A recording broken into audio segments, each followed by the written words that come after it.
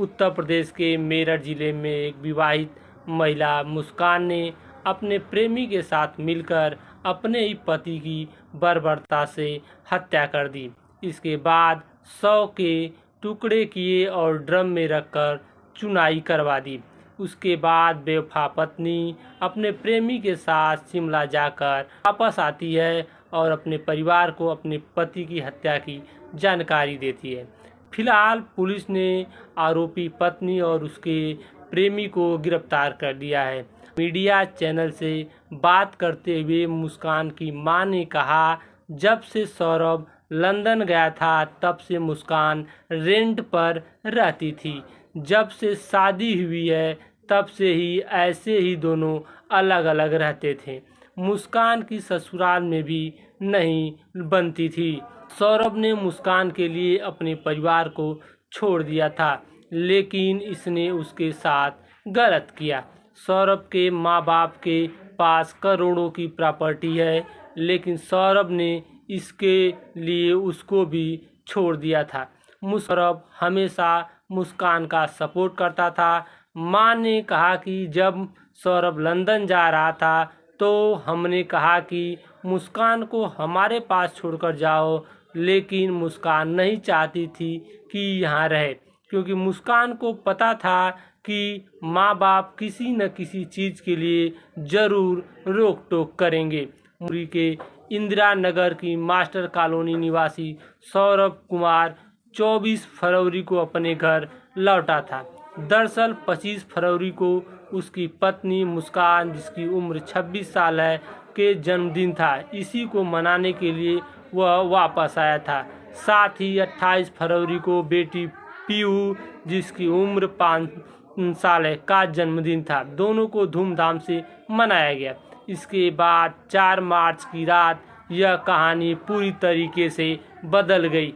पत्नी मुस्कान ने रात के समय खाने में कोई नशीली चीज़ मिलाकर सौरभ को बेहोश कर दिया। इसके बाद पड़ोस में ही रहने वाले अपने प्रेमी साहिल शुक्ला, जिसकी उम्र 28 साल है, को अपने घर बुलाई और चाकू घोंपकर सौरभ की हत्या कर दी थी।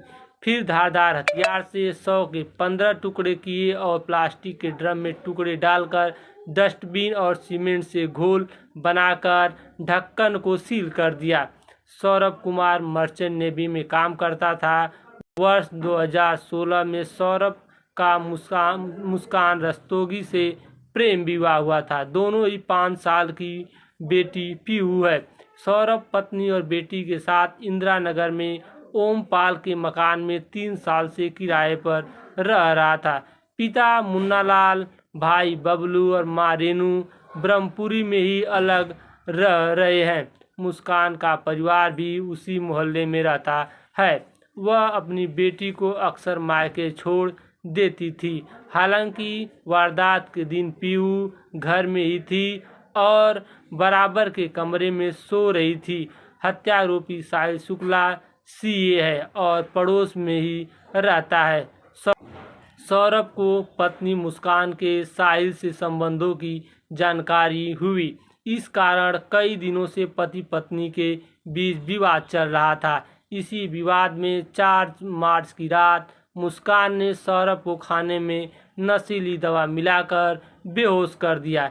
इसके बाद प्रेमी साहिल को घर पर बुला लिया। दोनों ने सौरभ के सीने में चाकू से ताबड़तोड़ वारदात कर हत्या कर दी। इसके बाद शव के लगभग 15 टुकड़े कर इन्हें प्लास्टिक के ड्रम में भर दिया। इसी ड्रम में ऊपर से सीमेंट और डस्ट का घोल बनाकर शव के टुकड़े को छुपा दिया।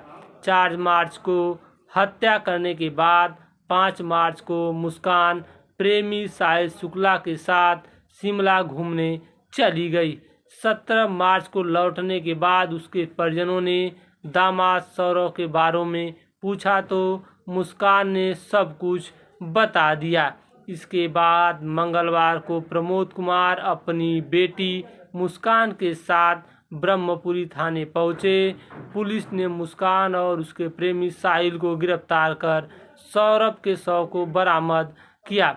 पुलिस के मुताबिक मुस्कान और साहिल ने सौरभ के सीने में चाकू घोंपा और फिर शव को बाथरूम में ले जाकर छुरे से उसके 15 टुकड़े किए।